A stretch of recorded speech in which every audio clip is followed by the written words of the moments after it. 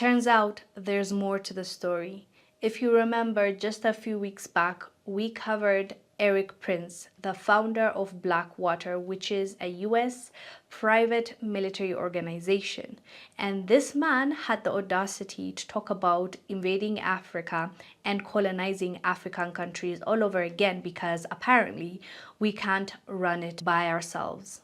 Then it's time for us to just put the imperial hat back on to say, we're going to govern those countries if you're incapable of governing yourselves, because enough is enough.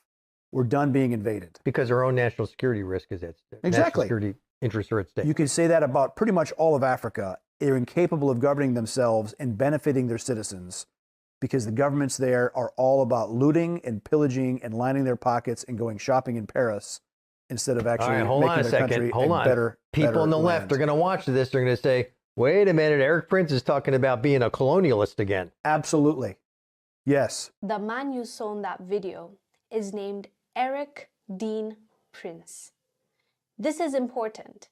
The man that is talking about colonizing or recolonizing Africa is an American businessman who's a former US Navy SEALs officer and the founder of the private military company Blackwater. So the same Erik Prince you just watched has been involved in some shady business in Africa.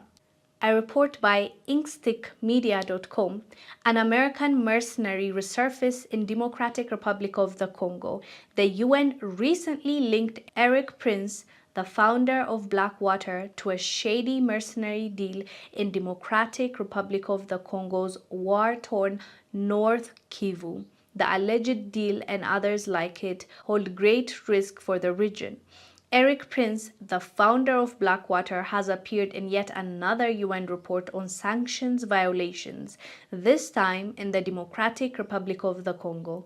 The UN group of experts monitoring the country's arms embargo claimed they have evidence that Prince attempted to broker a deal to deploy 2,500 Latin American mercenaries in the country's war-torn, mineral-rich North Kivu region.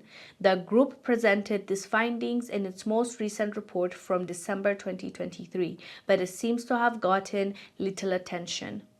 The allegations come amid a deteriorating situation in the region, an explosion of fighting that could turn into a war between the DRC and Rwanda, the imminent withdrawal of an embattled UN peacekeeping mission, and a swirl of mercenary activity and foreign interests.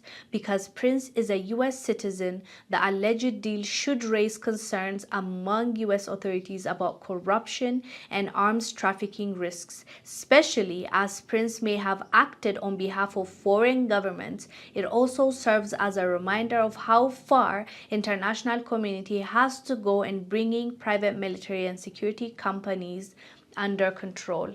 This is from inkstickmedia.com, and it is quite interesting, and it makes sense now why he was saying what he was saying in the previous clip that we showed you, because this man has something to gain. This man allegedly is brokering deals in DRC, where there are valuable natural resources and where there's an active fighting going on right now.